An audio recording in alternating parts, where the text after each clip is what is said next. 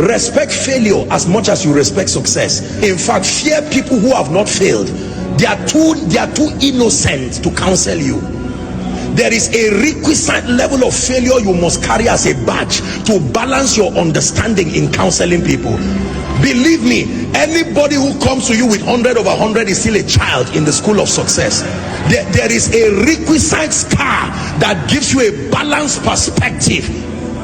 Have you failed enough to be able to talk to me? Don't tell me all the stories. I just prayed and the person was healed. I just spoke and they gave me an auditorium. You are not the person to counsel me.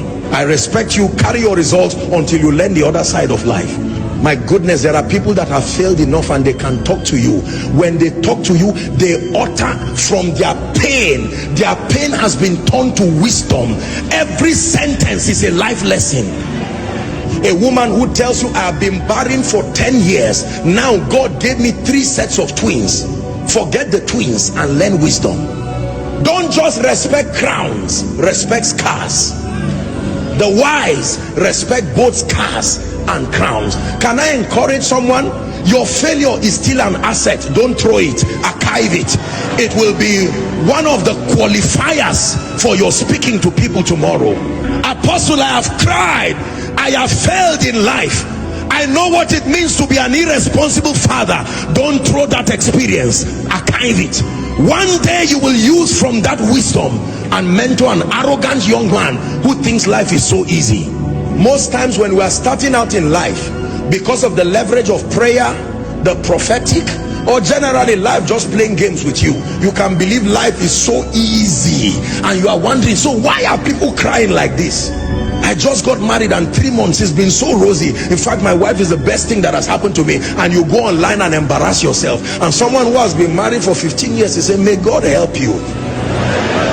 After 2 years, you just turn and start saying life is unpredictable. All these unwise things that people do. Do not just respect those who have succeeded alone. Respect those who have failed. Not everybody fails. Respect those who have failed. Failure is an asset when you can turn it to power. Paul said, let no man trouble me. It is not only anointing that I have, there are scars. Gentlemen, don't just look for those who live in mansions. Go and look for mama and let her teach you the secret of happiness in a hut. There is something you need to learn, because the money you think will come from the mansion, you will be surprised. You don't know the depression and the drugs that surround those mansions. Sometimes you need to learn from both a king, but you need to learn from the slave that is in his palace. There is something the slave can tell you that even the king does not know. The slave is the one who cleans the palace. He knows what he has seen there. Why will the Lord speak to a young virgin through an angel and says, Mary, you are highly favored? And the next thing that follows that woman is pain, controversy. There was nothing in the life of Mary that I have seen that looked like favor. An angel comes from heaven and says, you are highly favored. I would expect the king to call her and say, I had a dream. There is free land for you. As soon as Jesus is born, you become tax-free. That sounds to me like favor. So God calls scar favor. He calls controversy favor. He calls pain favor.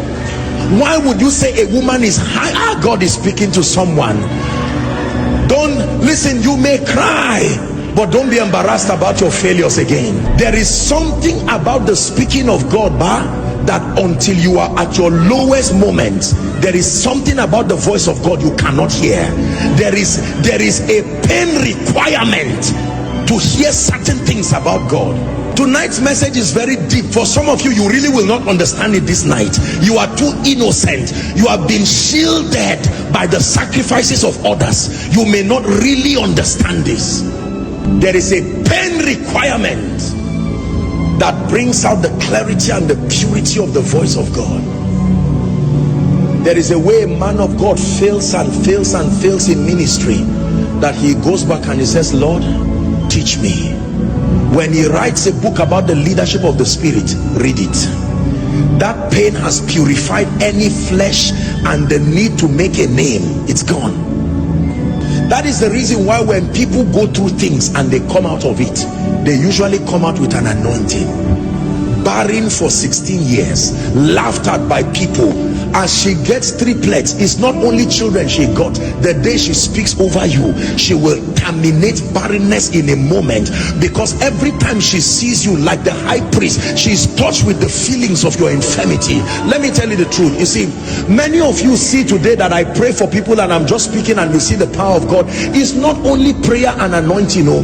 There is a pain requirement that has reached down to the bowels of power and has drawn genuine, authentic spiritual power.